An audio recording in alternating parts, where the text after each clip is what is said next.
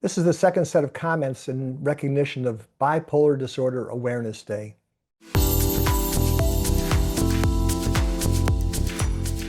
This is Dr. Jeffrey Lieberman with another Shrink Short.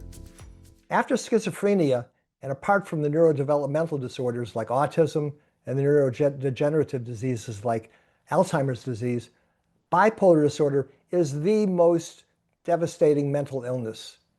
It was first diagnosed in 1880 by the German psychiatrist Emil Kraepelin and called manic depressive illness. The diagnosis was since rebranded as bipolar disorder, and in two versions, bipolar 1 and bipolar 2, the latter being a milder version of the first type. There's also a form of cyclothymic personality, which is basically the conditions of the illness in the form of a person's behavioral characteristics. Now, the victims of bipolar disorder and their symptoms have been the stuff of literature, cinema, and theater.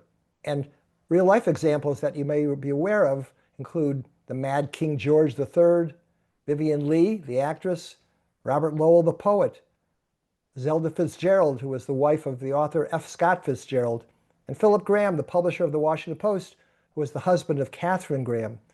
Bipolar disorder literally destroyed their lives because there was no treatment at the time. Now, that's no longer the case and hasn't been true since the middle of the 20th century.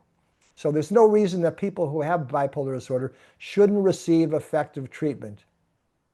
But there's four problems in treating bipolar disorder, or challenges in how to get people to receive the best treatment. The first is, what medication regimen needs to be used? And that's an easy one. The answer is a mood stabilizer, and the name of that is lithium. Lithium is not a drug, it's a mineral, but it's a highly effective mood stabilizer to maintain somebody who's manic and suppress those symptoms and maintain them so that they don't recur. But as an alternative to lithium, it was also discovered that a second class could be effective as a mood stabilizer, anticonvulsant medications, such as sodium valproate or Depakote. These medications are highly effective and are the first-line treatment for bipolar disorder. They're effective in treatment of acute mania and in the maintenance treatment or prevention from recurrence. Now, in most cases, however, that may not be enough, and thus low doses of an antipsychotic medication are combined with the mood stabilizer, and the antipsychotics of choice are clozapine or lithium. Now, physicians who are listening to this, or people who are in the know who are listening, may be saying, well, wait a minute, I know that those are medications that cause side effects like weight gain or metabolic disturbances like hyperglycemia. Well, that's true, but remember, it's only low doses of those that need to be used. And also, if they do cause those side effects, there's an antidote. It's called GLP-1 agonists, Ozempic, Mounjaro. Now, there's no reason that those can't be used to counteract the side effects and enable somebody to continue to receive the optimal regimen to control their bipolar disorder. Well, the second problem in treating bipolar patients is overcoming their resistance to treatment, their denial of the illness and need for treatment.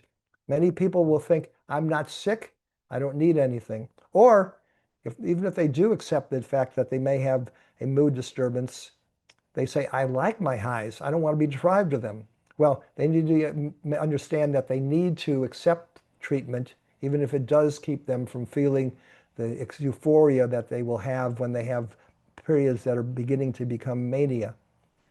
And it'll be, in the long run, prevent them from this devastating consequences of this mood disturbance. So to do this, the adjunct to medication should be a form of psychotherapy, where you can explain the nature of the illness, the fact that it's a chronic recurrent, lifelong condition, and the importance of treatment. It's also good to keep the family engaged in a form of family therapy, whether it's the spouse or other members of the family, and to educate them about the nature of the illness, and so that they can also encourage the patient to be compliant with treatment.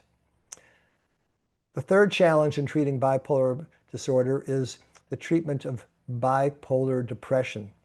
Now, unipolar depression, it's clear that the first line of treatment are antidepressants medications. But with bipolar disorder, antidepressants are indicated for bipolar depression. But if you treat people with those who are depressed in the absence of a mood stabilizer and an accompanying antipsychotic medication, you can flip them into mania, a full-blown manic episode. So antidepressants are indicated for bipolar depression, but only concurrently with the mood stabilizer and possibly the antipsychotic medication. Now, the final thing for treating people with bipolar disorder is the fact that we're not talking about a one and done or a two and done or even a three and done condition where you take treatments for those and then you don't have to take it anymore. This is something which is with you on an extended basis and really, to be candid, a lifelong basis, because these are chronic recurrent conditions. But not only that, the illness tends to worsen with age. And by worsen, what I mean, the episodes become more frequent, closer together than they may have had been early in their life. And sometimes the symptoms get more severe as well. So this is really treatment indefinitely and likely for life, but you should be grateful that the treatments are effective for this condition, because that wasn't the case for the people that I mentioned beforehand, who, when there was no treatment, were out of luck. So the good news is that we have highly effective treatments. Make sure you have a good doctor who understands the need for their using the right regimen and for their continuation indefinitely. And then you can lead, hopefully, a very normal life. So thank you for listening. This has been Dr. Jeffrey Lieberman with another Shrink Short.